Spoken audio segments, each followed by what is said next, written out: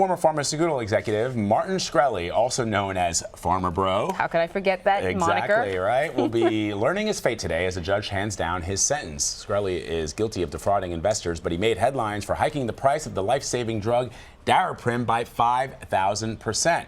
In the time he's spent in jail, he's been writing to CBS News Radio's Steve Dorsey, who's in Washington, with more on how he became an unlikely pen pal. Steve, this is incredible. Describe your correspondence with Pharma Bro in an article. I mean, you've written about it. Just tell us how it all began.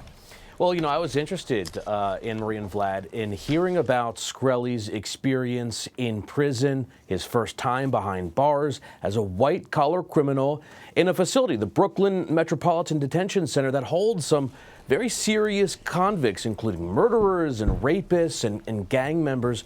So I began writing him in September. We exchanged this series of letters here for several months, all the way through December. Many of them are written on, you can see that letter is addressed to a jerk right there. Many of them are written on scrap paper. And this continued all the way until December, when he stopped responding to me. Yeah, you talked about the letter being addressed to a jerk. I mean, he has shown quite a disdain for the media. Yeah. So, you know, why do you think that he took up writing to you, despite his contempt? Well, I think he wanted someone to continue to tell his story. As you saw there, he not only wrote me and called me a jerk, he also said a few other things to me I want to show you.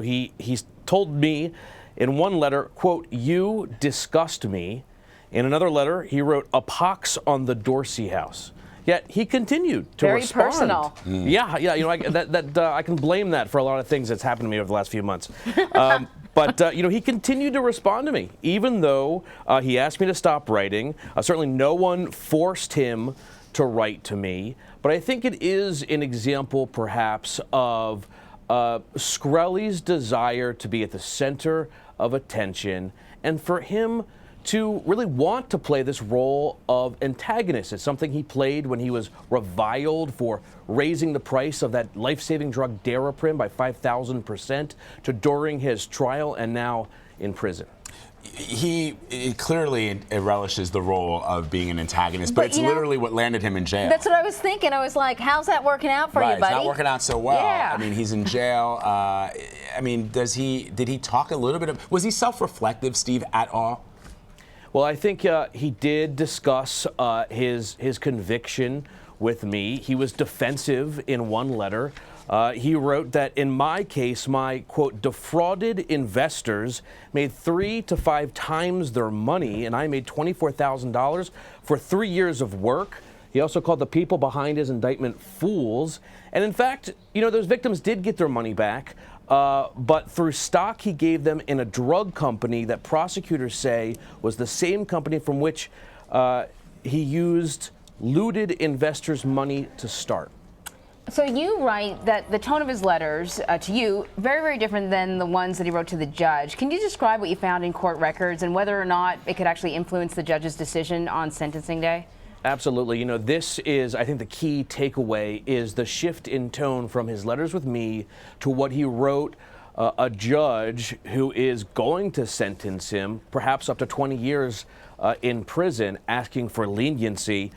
In his letter, one of his most recent ones, especially addressing his controversy on Daraprim, he wrote, "Which patients panicked or were deprived of Daraprim? There are 5 alternatives to Daraprim, dummy." But in a letter to the judge who's sentencing him, Shkreli vowed to make up for his mistakes. He says he's a good person with a lot of potential. Clearly, at least apparently, according to his letters to the court, a change in his own reflection of himself. Steve, before you go, did he say anything about what he plans on doing with that Wu-Tang album? Once upon a time in Shaolin. Let me tell you, a lot of people were really upset when he snatched that. You know, I asked him about it, but that was before the federal government requested that he forfeit millions of dollars, including that Wu-Tang Clan album. So the fate of that album and who gets it now is unclear. Oh, that is so interesting. I might want it. Can you pay for it, afford though? it. I can't afford it, Yeah. though, so maybe he'll donate it to charity. Steve Dorsey, what a fascinating story, my friend. Thank you very much for sharing it with us. Thank you, Anne Marie and Vlad. And you can read Steve's article on CBSNews.com. Just search Steve Dorsey. Really? That's how, okay. If that's the way it's going to work, how that's you'll great. find That's it. how you'll find it.